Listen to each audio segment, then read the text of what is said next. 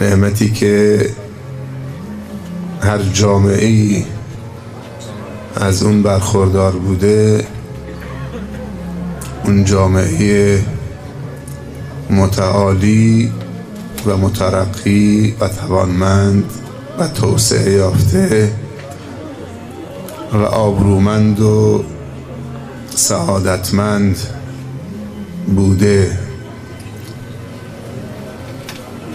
و هر جامعه‌ای که این دو نعمت را ارج بنهد، اون جامعه هم قطعاً موفق خواهد شد و هر جامعه‌ای که و هر ملتی که این دو نعمت را پایمال بکنن، حقیر بشمارند، کفران بکنن، اون جامعه هم جامعه حقیری است، اون جامعه جامعه فقیری است، اون جامعه جامعه بی محتوایی است، اون جامعه جامعه پریشانی است، فرجام نیکو نخواهد داشت. یک لحظه تصور بکنیم معلمین دلسوز و خیرخواه و مهربان از جامعه انسانی و اسلامی جمع بشوند، برداشته بشوند. تصور هیچ گونه حیات و زندگی ممکن نیست. حیات ما و زندگی ما متوقف و منوط بر وجود معلمین و مربیان دلسوز و خیرخواه و فداکار و ایثارگر هست.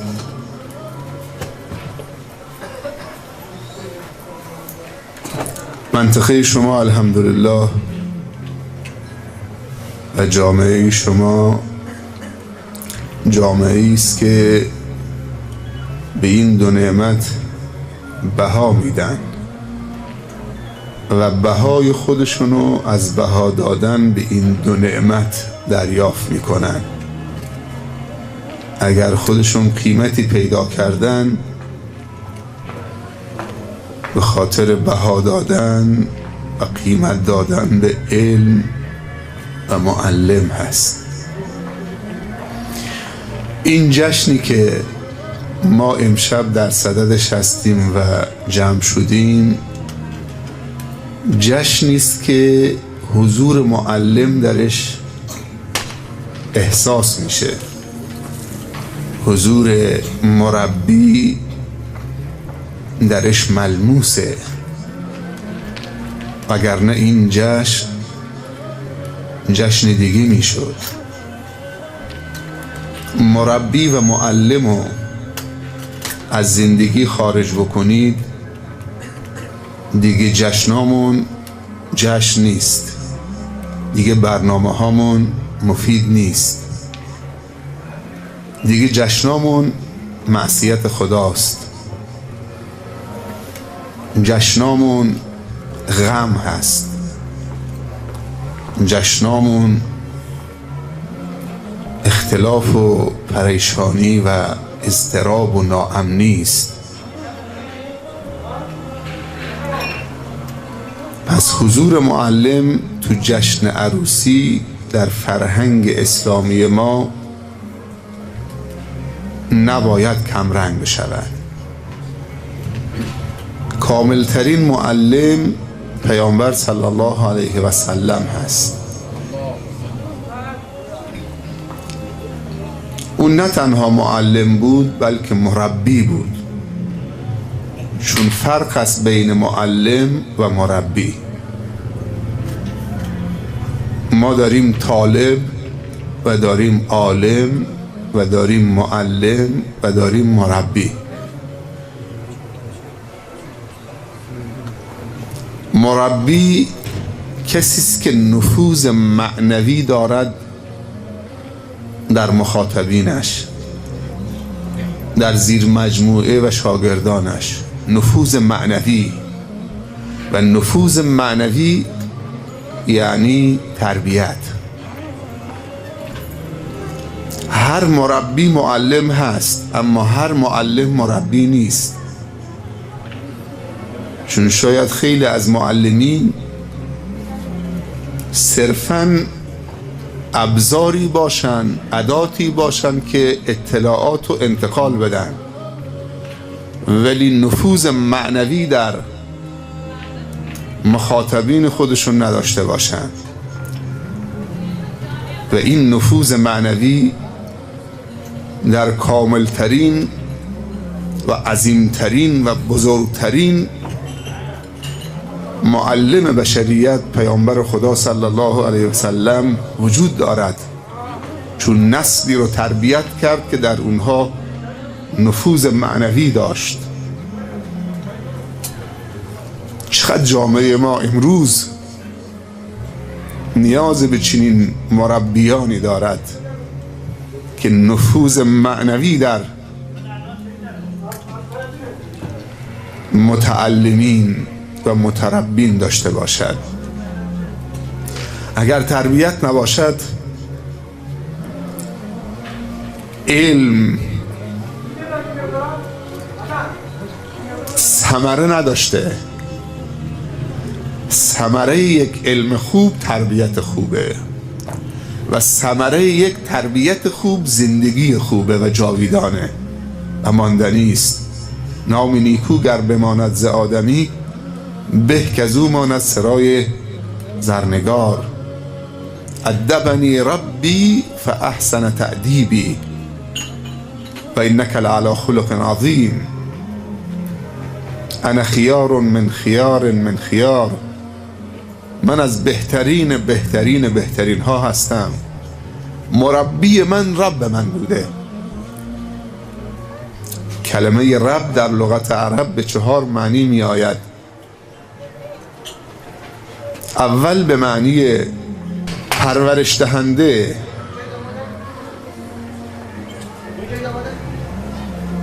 دوم به معنی مالک،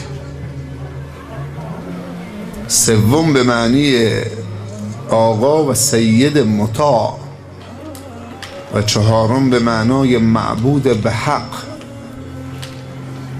وقتی میگیم آمنت بالله ربا، اینو باید همیشه بگیم. آمنت بالله ربا یعنی ربی که هم مالک منه، هم پرورش دهنده منه، هم آقای منه و هم معبود منه. هر 4 معنی باید در ذهن و خاطره ما تجلی داشته باشه. وقتی میگیم الحمدلله رب العالمین آمنت بالله ربا.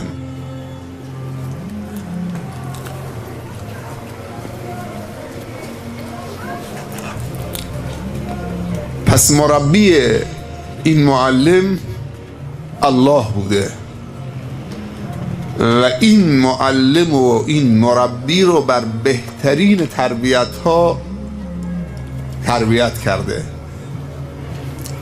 که امروز بشریت به آثار تربوی این معلم افتخار می کند.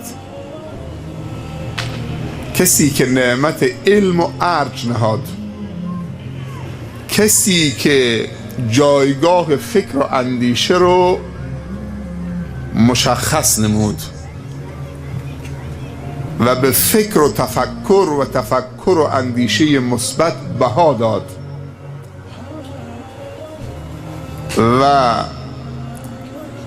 با بها دادن به فکر و فکر کردن و علم و دانش، جهل و نادانی را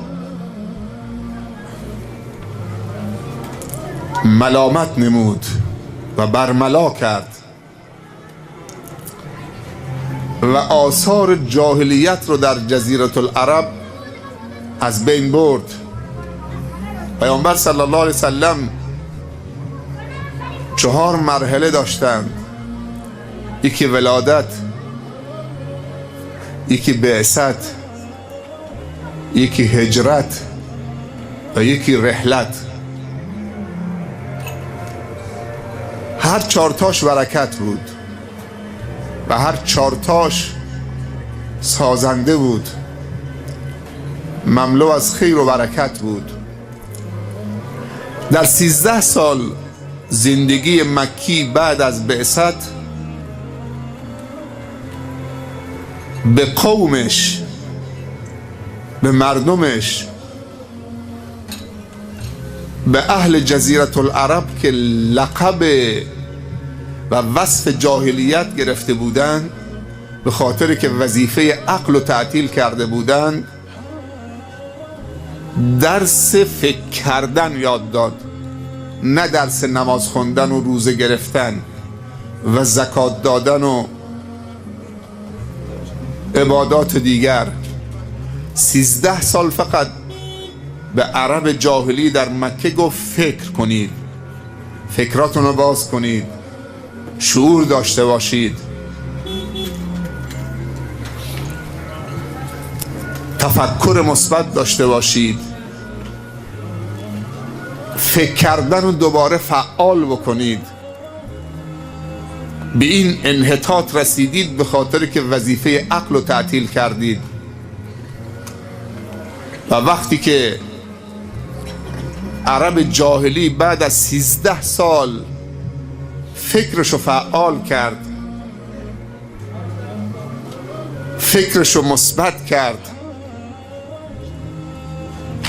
اون موقع قدرشناس معلم شد. من 2 مثال میزنم. من امشب خیلی خوشحالم، از چند جهت خوشحالم. یکی که در عروسی یکی از کسانی که خیلی دوستشون دارم و آشنایی ما با این عزیزمون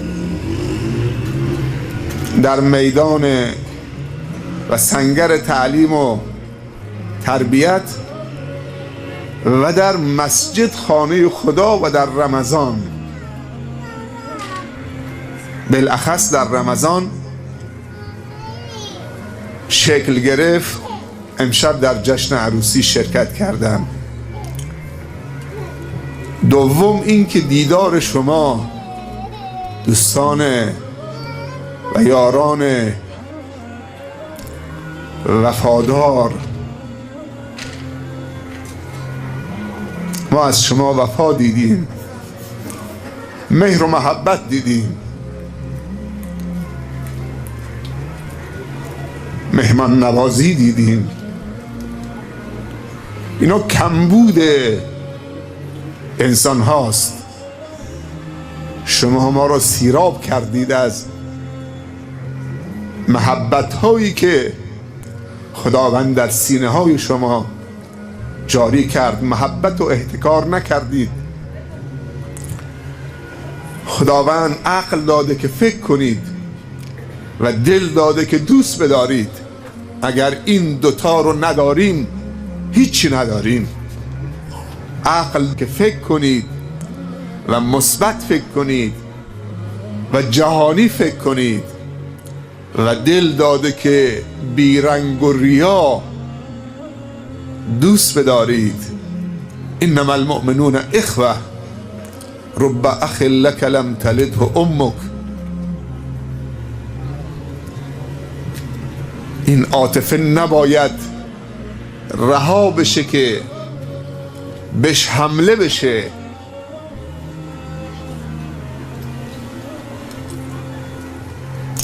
اگر عاطفه نیست رحمت و شفقت و محبت و صفا و صمیمیت نیست. ما همیشه از محبت‌های شما بیشترین سهم داشتیم، محظوظ بودیم. اگر قدمی میتونیم بلند بکنیم مدیون الطاف الهی است و مدیون محبت های شماست و دعای خیر شما.